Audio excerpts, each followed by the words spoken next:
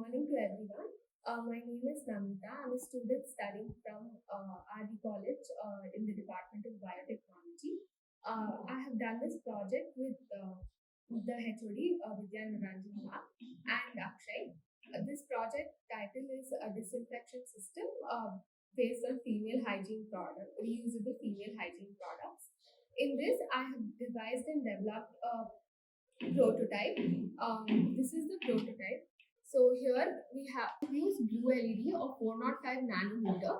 This blue LED provides it's much better since UV is harmful for the eyes and can damage the eyes.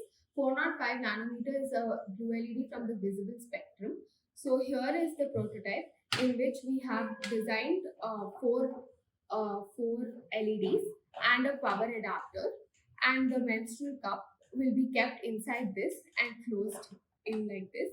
And after around 20 minutes, the menstrual cup will be sterilized from bacteria and pathogens such as Streptococcus aureus. These pathogens are antibiotic resistant pathogens and blue light has been shown to kill them effectively. So once this is done, the menstrual cup can be reused. This is important in areas where clean drinking water is not readily available, like villages and rural areas. Here, when there was a problem when people were supplied with the menstrual cups and they had symptoms of toxic shock syndrome, since clean drinking water was not available and they weren't able to sterilize the menstrual cup properly.